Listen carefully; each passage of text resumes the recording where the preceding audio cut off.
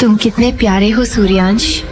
नायरा ने मेरे गले को सहलाते हुए मुझे पास खींचा और पुचकारते हुए ये बोला, लेकिन मुझसे शादी के सपने देखेगा तो तेरा गूंगा गला ऐसे ही दबाकर तुझे पटक पटक कर मारूंगी।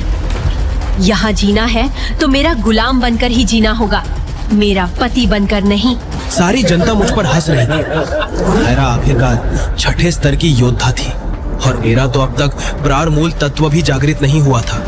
लेकिन जैसे ही मुझे मेरा प्राण मूल तत्व मिलेगा, मैं पूरे साम्राज्य पर कहर ढा सकता हूँ। लेकिन उसके ना होते हुए मैं बस एक गूंगा बनकर रह जाऊंगा। तभी वहां पर रक्षित आया, अपनी 9वें स्तर की शक्तियां लेकर। नायरा के एक कहने पर वो तो मुझे जान से मार देता। हाथ चलाना छोड़ नायरा। इस बच्चू ने तो अभी तक मुंह चलाना भी नहीं सीखा है। तू कहे तो इस गूंगे को 2 मिनट में खत्म कर दूं। ये बोलते हुए रक्षित ने अपनी गदा निकाली और मेरी तरफ चलकर आने लगा। उसने जैसे ही गदा मेरे ऊपर बरसाई, मैंने अपने एक हाथ से उसकी गदा को चकनाचूर कर दिया और पहली बार अपने गूंगे मुंह से शब्द निकाले। खबरदार रक्षित और नायरा, आज तक बहुत सुन लिया तुम्हारा। अब अगर नायरा के सिंह परिवार की लड़की से मेरी शादी नहीं हुई तो परिणाम जैसे तुम्हारी गदा के हुए हैं वैसे ही तुम्हारे भी होंगे, याद रखना। लेकिन सूर्यांश सिंह परिवार की लड़की से ही शादी क्यों करना चाहता है? क्योंकि उसके भविष्य जानने वाले पिताजी ने मरने से पहले उसे ये बात बताई थी कि सिंह परिवार की लड़की से शादी करके ही उसकी कुंडलिनी जागृत होगी। ये बात जब भरी सभा में सूर्यांश ने नायरा से बोली तो उसने कुछ ऐसा किया जिससे सब लोग चौंक गए। इस फटीचर की औकात मेरा नौकर बनने की भी नहीं, और ये मुझसे शादी का सपना देख रहा है। मैं ये हरगिज नहीं होने दूंगी। नायरा सूर्यांश पर हमला करने आगे बढ़ ही रही थी कि अचानक उसके पिता बीच में आ गए। रुक जाओ नायरा, सूर्यांश के पिता ने तुम्हारे दादाजी की जान बचाई थी। बदले में उन्हें इस विवाह का वचन दिया गया था। अब हम इसे यूं ही नहीं तोड़ सकते। नायरा अग्निगढ़ की छठे स्तर की शक्तिशाली योद्धा थी। उसने कई युद्धों में अपनी ताकत साबित की थी। उसे विश्वास था कि उसका भविष्य किसी पुराने वचन से नहीं बल्कि उसकी अपनी शक्ति से तय होना चाहिए। वहीं सूर्यांश सिर्फ एक गूंगा और शक्तिहीन लड़का था। जिस इंसान की अपनी कोई पहचान नहीं, वो मेरी किस्मत कैसे तय करेगा? इससे अच्छा तो मैं मरना पसंद करूंगी। इतना कहते ही नायरा ने अपनी गर्दन पर तलवार रख ली। उसके इस कदम से महल में हड़कंप मच गया। जान बचाने के बदले दिया गया विवाह का वचन अब एक भारी समस्या बन चुका था और इसी समस्या को सुलझाने के लिए लिया गया एक निर्दयी फैसला। तो ठीक है, अब नायरा नहीं, हिमांशी को करना होगा सूर्यांश से विवाह। अपनी सौतेली माँ का यह फैसला सुनकर हिमांशी के पैरों तले जमीन खिसक गई, क्योंकि अपनी बेटी नायरा को बचाने के लिए मैरी ने हिमांशी की जिंदगी दांव पर लगा दी थी। सूर्यांश, क्या तुम्हें ये विवाह स्वीकार है? सूर्यांश ने एक पर्ची पर कुछ लिखा और विषम को थमा दिया। सूर्यांश को ये विवाह स्वीकार है। इस एक फैसले ने हिमांशी की किस्मत को सूर्यांश से बांध दिया था। ये सुनते ही हिमांशी रोती हुई सभा से निकल गई और महल की छत पर जाकर फूट फूट कर रोने लगी। लेकिन वहाँ कोई था जो इस रिश्ते की खबर सुनते ही आग बबूला हो उठा। मैं उस गूंगे सूर्यांश को मार डालूंगा, फिर ना रहेगा सूर्यांश और ना बजेगी उसकी शादी की शहनाई। मैरी का भतीजा रक्षित, जो बचपन से हिमांशी पर अपना अधिकार समझता था, ये सब देखकर भीतर ही भीतर जल उठा। उसका प्रेम अब घातक नफरत में बदल चुका था। हिमांशी मेरी थी, मेरी है और मेरी ही रहेगी।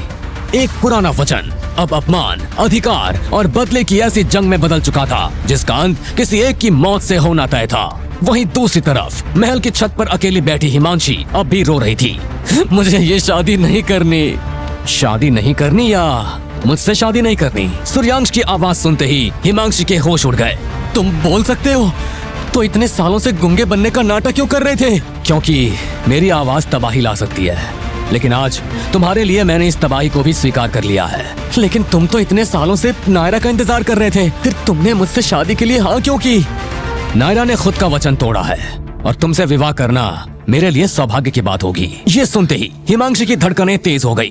पहली बार उसके दिल में सूर्यांश के लिए हमदर्दी नहीं, प्रेम उमड़ आया। अगर किसी को सच पता चल गया तो हम दोनों मुसीबत में फंस जाएंगे। हिमांशी, मैंने तुम्हें अपनी पत्नी मान लिया है। अब तुम्हारी रक्षा करना मेरा धर्म है। ये कहते हुए सूर्यांश ने हिमांशी को अपनी बाहों में भर लिया। उस रात पहली बार उसने किसी को अपने दिल के इतना करीब आने दिया था और शायद यही भरोसा उसकी किस्मत बदलने वाला था। अगली सुबह ध्यान मुद्रा में बैठे सूर्यांश ने जैसे ही अपने भीतर झांका, उसके होश उड़ गए। मेरी स्पिरिट रंगहीन है, ऐसा कैसे हो सकता है? मुझे अभी जांच टावर जाना होगा। जांच टावर एक ऐसा स्थान जहां स्पिरिट के रंग से हर योद्धा की शक्ति तय होती थी। आज सालाना परीक्षण उत्सव था। पूरे नगर के हजारों योद्धा वहां जमा थे। लेकिन जैसे ही सूर्यांश वहां पहुंचा, अरे देखो, शून्य शक्ति वाला गुंगा भी अपनी किस्मत आजमाने आया है। अरे इसे अंदर नहीं बाहर खड़ा होना चाहिए। तभी भीड़ को चीरते हुए रक्षित सामने आया। अरे गुंगे, अच्छा हुआ तू आ गया। आज पूरे नगर को पता चल जाएगा कि तेरी असली औकात है क्या। लेकिन इस बार सूर्यांश चुप रहा। लोगों की बातें अब उसके लिए मायने नहीं रखती थी। उसे तो बस अपने भीतर जागी शक्ति का सच जानना था। तभी अचानक से सैकड़ों कक्षों के द्वार खुल गए। परीक्षण शुरू हो चुका था। सूर्यांश ने क्रिस्टल गोले पर अपना हाथ रखा और अगले ही पल उसके भीतर से निकली शक्ति हर रंग से गुजरी और नवी श्रेणी से भी आगे निकल गई। ये कैसा मजाक है?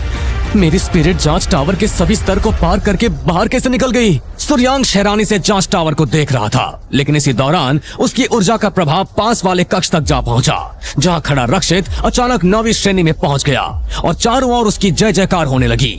सफेद रंग की स्पिरिट शक्ति! अग्निगढ़ को नया जीनियस मिल गया। पूरा नगर रक्षित की जय जयकार करने लगा और असली चमत्कार करने वाला सूर्यांश अब भी खामोशी खड़ा रह गया। तभी रक्षित ने आगे बढ़कर उसकी गर्दन पकड़ ली। अब मैं राज्य का सबसे शक्तिशाली योद्धा हूँ।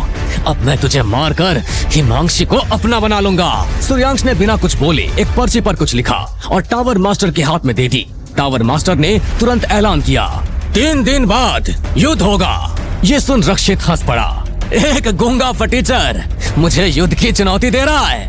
तो ठीक है, 3 दिन बाद मिलते हैं। पूरा नगर इस युद्ध की चर्चा में डूब गया। लेकिन उधर एक पहाड़ी की चोटी पर हिमांशी सूर्यांश के लिए जड़ी बूटी जुटाने की कोशिश कर रही थी। तभी वहाँ सूर्यांश आ धमका, अगर तुम हार गए तो मैं भी जीवित नहीं रहूंगी। मैं हारने के लिए पैदा नहीं हुआ हूँ। सूर्यांश ने जवाब तो दे दिया था, लेकिन वो जानता था कि सिर्फ जागी हुई स्पिरिट पर्याप्त नहीं थी। उसे दिव्य औषधि भी चाहिए थी, जो उसे कहीं से भी नहीं मिल पा रही थी। निराश होकर वो नदी किनारे बैठ गया। तभी पानी में उसे अपने मृत पिता की छाया दिखाई दी। संदूक खोलने का समय आ गया है बेटा। सूर्यांश ने तुरंत पिता की कब्र से एक सुनहरा संदूक निकाल लिया, जिसमें चमकता हुआ दिव्य अमृत था। उसने जल्दी से एक शीशी गटक ली और उसका शरीर सूर्य की तरह चमक उठा। जंगल के जानवर भय से कांप उठे। अब मुझे कोई नहीं रोक सकता। और फिर जल्द ही युद्ध का दिन भी आ गया। पूरा अग्निगढ़ मैदान में उमड़ पड़ा। लोग रक्षित के नाम पर लाखों मुद्राओं की शर्त लगा रहे थे। रक्षित और सूर्यांश आमने सामने खड़े थे और वहीं किनारे खड़ी हिमांशी की सांसें अटक चुकी थी। रक्षित ने पहला किया, लेकिन सूर्यांश ने उसका हमला एक हाथ से रोक लिया। अगले पल उसने रक्षित को हवा में उछालकर जमीन पर दे मारा। पूरा मैदान सन्न रह गया। हिमांशी की आंखों में खुशी के आंसू आ गए। तभी वहाँ भीड़ में खड़ी नकाबपोश लड़की की दिव्य आंखें चमक उठी। असंभव! लुप्त हो चुकी दिव्य औषधि इसके शरीर में कैसे पहुंची? एक तरफ पूरा नगर स्तब्ध था, वहीं सूर्यांश ने हिमांशी की ओर हाथ बढ़ा दिया। हिमांशी, क्या तुम मुझसे शादी करोगी? हिमांशी जवाब देती उससे पहले ही नकाबपोश लड़की दौड़ती हुई आई और सूर्यांश से लिपट गई। आखिरकार तुम वापस आ ही गए सोल मास्टर। कौन थी ये रहस्यमयी लड़की? उसने सूर्यांश को सोल मास्टर क्यों कहा? और क्या हिमांशी के सामने सूर्यांश की जिंदगी का कोई ऐसा राज खोलने वाला था? आगे की कहानी जानने के लिए देखें अगला एपिसोड सिर्फ पॉकेट एफएम के YouTube चैनल पर। और प्राइमोर्डियल गॉड के सारे एपिसोड्स को सुनने के लिए डिस्क्रिप्शन में दी लिंक से डाउनलोड करें पॉकेट एफएम ऐप।